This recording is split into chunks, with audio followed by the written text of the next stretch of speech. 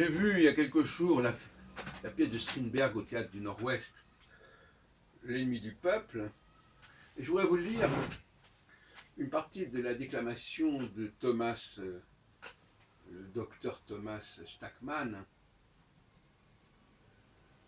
Vous voulez que je les nomme les vérités de votre majorité. Elles sont celles d'hier. Elles n'ont plus de prix sur notre vie. C'est le moment où elles ont fait leur temps que la majorité les présente comme des modèles indiscutables.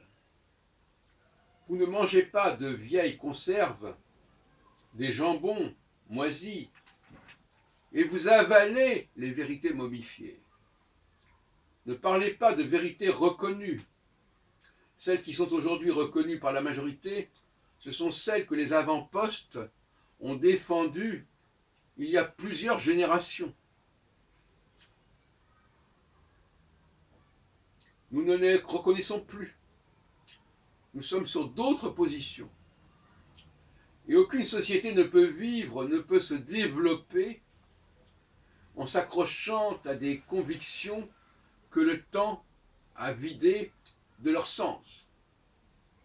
Cette doctrine héritée de vos aïeux que vous répétez et répétez comme des perroquets, la doctrine selon laquelle le grand nombre est le noyau du peuple, ce qu'il y a de meilleur dans le peuple, cette doctrine qui donne aux gens incompétents le même droit de diriger qu'aux personnalités isolées de l'élite.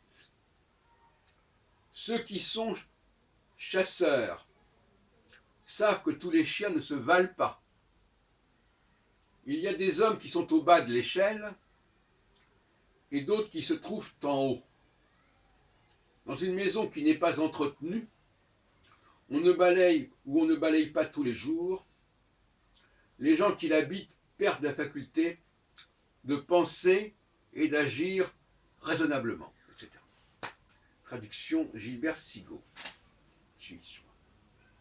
Alors, ce texte que j'ai découvert il y a très peu de temps, finalement, et notamment je salue la performance d'Alexandre de Pardaillan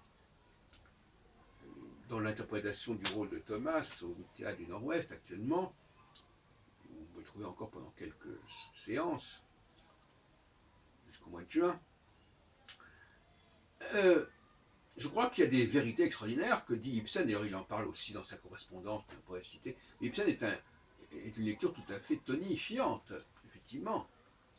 Et je la recommande, en tout cas dans cet ouvrage-là, qui était un de ses chefs-d'œuvre de 1883, je crois.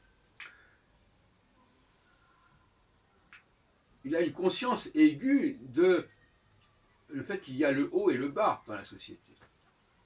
Et que les valeurs et les critères des gens d'en haut ne sont pas les critères des gens d'en bas. Et qu'il y aura toujours une espèce de guerre entre ces deux plans.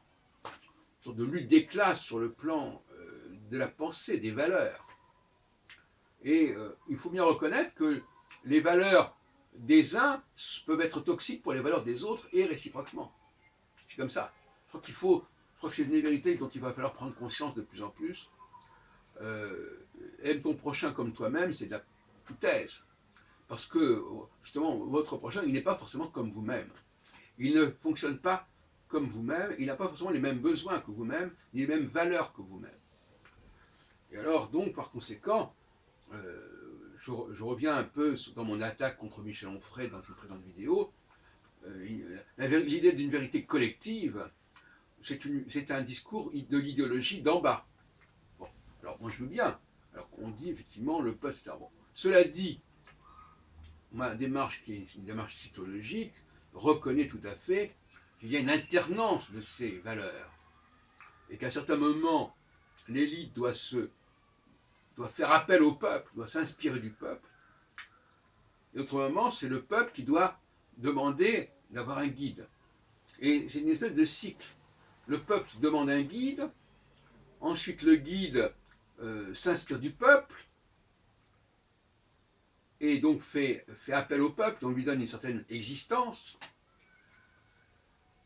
Et une fois que ce peuple existe, il va donner de l'existence à un roi.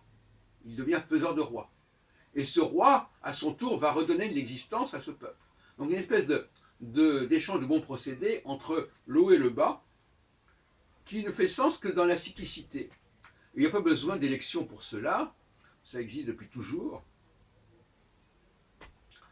Et voilà, donc l'idée qu'en haut, il y a des individus isolés qui mènent des recherches et qui, alors on nous dit, et qu'en bas, il y a plutôt une sorte de collectif assez soudé, oui, c'est une évidence.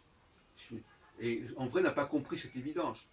Et pour revenir à des questions théologiques, la Nouvelle Alliance, c'est le passage du bas vers le haut. C'est-à-dire le passage d'une vérité, d'un savoir qu'il faut apprendre collectivement, n'est-ce pas, comme le peuple au Sinaï, le peuple hébreu au Sinaï, qui va apprendre collectivement à répéter les mêmes choses, à dire les choses de la même façon. La Nouvelle Alliance, c'est au contraire la liberté individuelle. Et quand Onfray dit que le nihilisme, c'est justement cette affirmation d'une vérité individuelle, c'est assez saisissant. Mais il a raison quelque part de son point de vue, s'il est tenté qu'il soit donc le représentant du monde d'en bas et pas du monde d'en haut. Mais là, il se coupe du monde d'en haut et il ne comprend pas le monde d'en haut, il ne comprend pas la démarche cartésienne, il ne comprend pas la démarche scientifique, qui est une démarche individuelle. Même si, comme le dit d'ailleurs très bien Strindberg, même si les recherches qui sont faites par des individus isolés sont ensuite récupérées et sont réappropriées par les gens d'en bas, etc., etc.